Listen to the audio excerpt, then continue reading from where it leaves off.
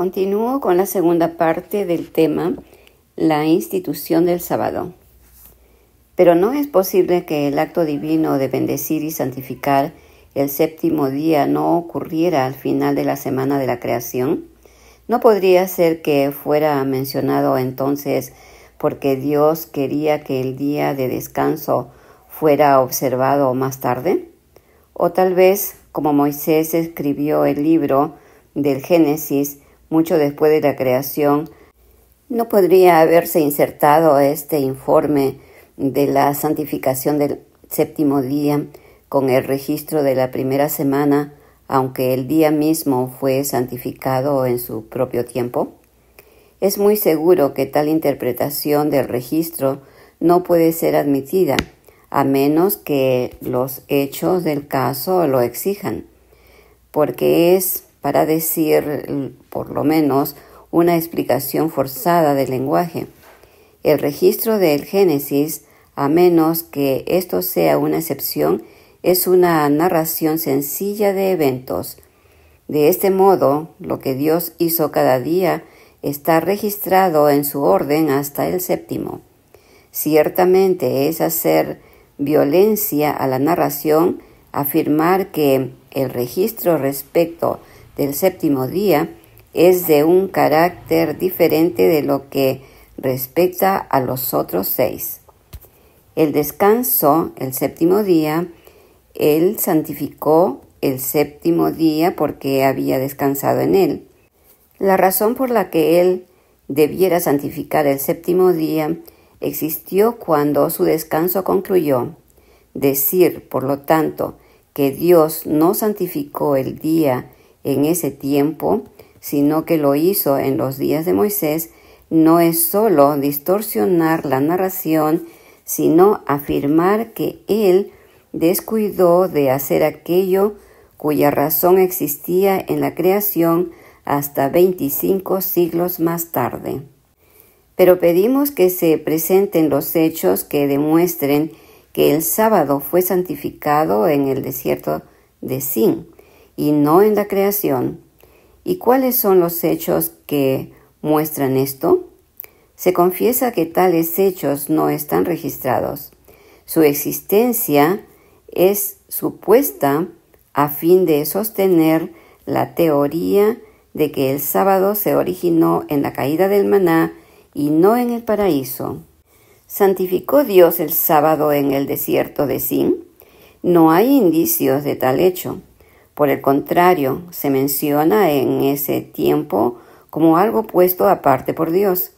En el sexto día, Moisés dijo: «Mañana es sábado, el día de reposo consagrado a Jehová». Ciertamente, este no es un acto de instituir el sábado, sino la mención familiar de un hecho existente. Pasamos al Sinaí. ¿Santificó Dios el sábado cuando pronunció los 10 mandamientos? Nadie pretende que lo hizo. Todos admiten que Moisés habló de ello en forma familiar el mes anterior. ¿Habla Dios de la santificación del sábado en Sinaí? Sí, lo hace, pero en el mismo lenguaje del Génesis. Vuelve para la santificación del sábado, no al desierto de Sin, sino a la creación del mundo. Preguntamos a aquellos que sostienen la teoría que estamos examinando lo siguiente: si el sábado no fue santificado en la creación, sino que fue santificado en el desierto de Sin, ¿por qué la narración en cada caso registra la santificación del sábado en la creación y omite toda mención de tal hecho en el desierto de Sin?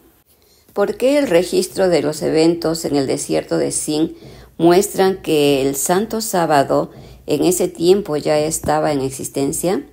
En una palabra, ¿cómo puede una teoría que advierte todos los hechos en el registro ser mantenida como la verdad de Dios?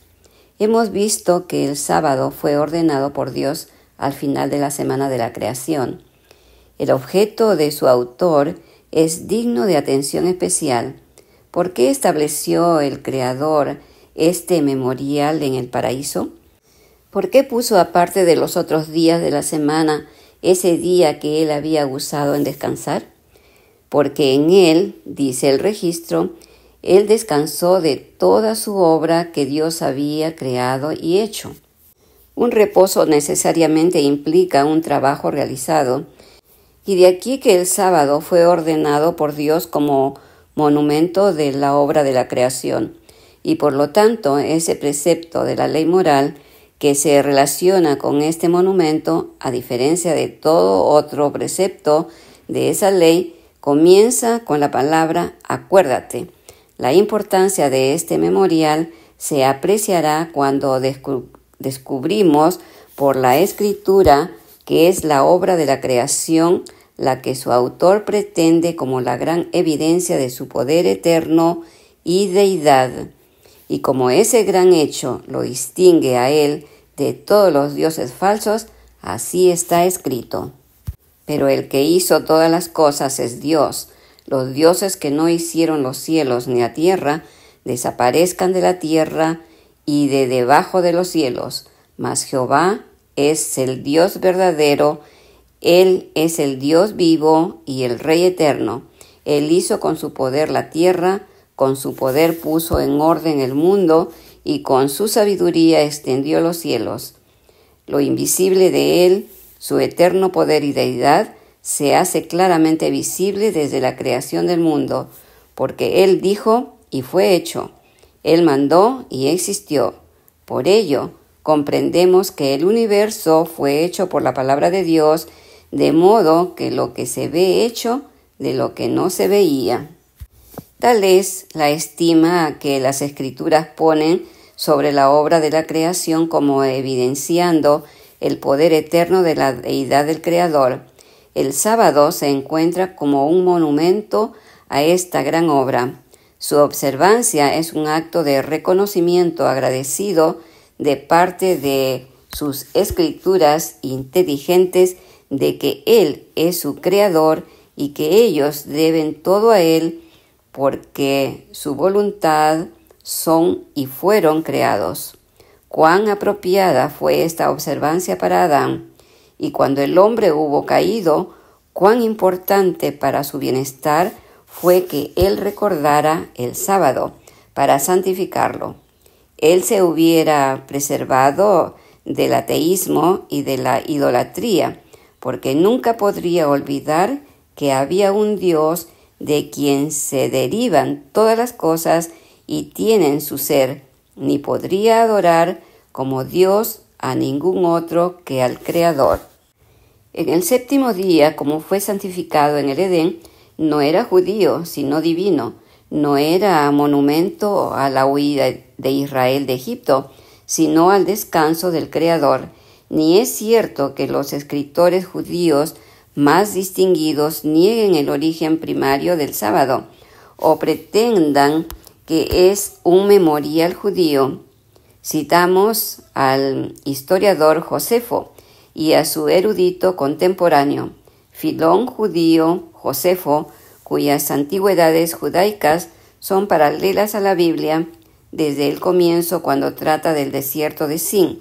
No hace ninguna alusión al sábado, una prueba clara de que no tenía la idea de que se originó en ese desierto, pero cuando dio cuenta de la creación, él provee el siguiente testimonio. Moisés dice que en solo 6 días se hizo el mundo y todo lo que hay en él, y que el séptimo día fue un descanso y una liberación del trabajo de tales operaciones, de donde es que celebramos un descanso de nuestras labores en ese día y lo llamamos el sábado, palabra que denota descanso en la lengua hebrea. Y Filón presenta un testimonio enfático relacionado con el carácter del sábado como un memorial, y así dice: pero después que todo el mundo había sido completado de acuerdo con la naturaleza perfecta del número 6, el Padre santificó el día siguiente, el séptimo, alabándolo y llamándolo santo, porque ese día es la fiesta, no de una ciudad o un país, sino de toda la tierra, un día que es el único correcto de ser llamado el día de fiesta para todos los pueblos y el cumpleaños del mundo. Tampoco el descanso de Jehová fue una sombra del descanso del hombre después de su recuperación de la caída. Dios siempre será adorado en una manera racional por sus criaturas inteligentes. Por lo tanto, cuando puso aparte su día, descanso, para un uso santo, si no fue un memorial de su obra, sino una sombra de la redención del hombre de la caída, el verdadero designio de la institución debió haber sido aseverado y como consecuencia el hombre en su estado no caído nunca podría haber observado el sábado como una delicia, sino siempre con profunda angustia por recordarle que pronto iba a apostatar de Dios, ni había de ser el santo de Jehová y honorable, una de las ordenanzas carnales impuestas sobre ellos hasta el tiempo de la reforma, porque no podría haber reforma con seres no caídos. Pero el hombre no continuó con su rectitud, el paraíso se perdió, y Adán fue excluido del árbol de la vida. La maldición de Dios cayó sobre la tierra, y la muerte entró por el pecado y pasó por todos los hombres. Después de esta triste apostasía, no ocurre ninguna mención posterior del sábado hasta que Moisés, en el 6º día, dijo: «Mañana es sábado, el día de reposo consagrado a Jehová». Se objeta que no hay en el libro de Génesis ningún precepto para la observancia del sábado y, en consecuencia, no había obligación de que los patriarcas lo guardaran. Por este argumento tiene un defecto que los que lo usan no notan. El libro de Génesis no fue una regla dada a los patriarcas para que anduvieran según él. Por lo contrario, fue escrito por Moisés 2500 años después de la creación y muchos después que los patriarcas hubieran muerto. En consecuencia, el hecho de que ciertos preceptos no se encuentran en Génesis no es evidencia de que no fueron obligatorios para los patriarcas. Así, el libro no es un mandato para los hombres a amar a Dios con todo su corazón y a su prójimo como a sí mismos, ni prohíbe la idolatría, la blasfemia, la desobediencia a los padres, el adulterio, el robo, el falso testimonio o la codicia. ¿Quién afirmará sobre esta base que los patriarcas no tuvieron restricciones en estas cosas? Como un mero registro de los eventos escritos mucho después que ocurrieron, no era necesario que el libro contuviera un código moral, pero si el libro se hubiera dado a los patriarcas como regla de vida, por necesidad debiera haber tenido tal código. Es un hecho digno de tomar especialmente en cuenta que tan pronto como Moisés alcanzó su propio tiempo en el libro de Éxodo, se dio toda la ley moral. El registro y el pueblo fueron entonces contemporáneos y todo el tiempo después la ley escrita estuvo en manos del pueblo de Dios como regla para la vida y un código completo de preceptos morales. El argumento bajo consideración es defectuoso. Primero, porque está basada en la suposición de que el libro de Génesis era la regla de vida para los patriarcas. Segundo, porque si se aceptara, liberaría a los patriarcas de todos los preceptos de la ley moral, salvo el 6º. Tercero, porque el acto de Dios de separar su día de reposo para un uso santo, como hemos visto, necesariamente involucra el hecho de que Él dio un precepto con respecto a ese día a Adán, en cuyo tiempo fue puesto aparte. Y de allí que, aunque el libro de Génesis no contiene ningún precepto con respecto al sábado, no contiene evidencia directa de que tal precepto se diera al jefe y representante de la familia humana. Después de dar la institución del sábado, el libro de Génesis, en su breve registro de 2370 años, no lo menciona de nuevo. Esto ha sido presentado como una prueba amplia de que aquellos hombres santos, quienes durante ese periodo fueron perfectos y caminaron con Dios en observancia de sus mandamientos, estatutos y leyes, todos vivieron en abierta profanación de ese día que Dios había bendecido y puesto aparte para un uso santo. Pero el libro de Génesis también omite cualquier referencia clara a la doctrina del castigo futuro, la resurrección del cuerpo, la revelación del Señor en fuego llameante y el juicio del gran día. ¿Prueba este silencio que los patriarcas no creyeron estas grandes doctrinas? ¿Hacen que alguna de ellas sea menos sagrada? Pero el sábado no es mencionado desde Moisés hasta David, un periodo de 500 años durante los cuales fue impuesto bajo pena de muerte. ¿Prueba esto que no fue observado durante este periodo? El jubileo ocupaba un lugar muy destacado en el sistema típico. No obstante, en toda la Biblia no se registra un solo caso de su observancia. Lo que es todavía más notable, no hay un solo registro de un solo caso de la observancia del gran día de expiación, a pesar de hecho de que la obra en el lugar santísimo era el servicio más importante conectado con el santuario terrenal, y no obstante la observancia de otras fiestas menos importantes en el séptimo mes, que están muy íntimamente conectadas con el día de la expiación, el que lo precedía por 10 días, el otro que lo seguía después de 5 días, se registra repetida y específicamente. Por lo tanto, no fue difícil que los hechos con respecto a los 6 días de la creación y la santificación del día de reposo se difundieran entre la humanidad en la era patriarcal. Hasta era imposible que fuera de otro modo, especialmente entre los piadosos. Desde Adán hasta Abraham, una sucesión de hombres, probablemente inspirada por Dios, preservaron el conocimiento de Dios sobre la tierra.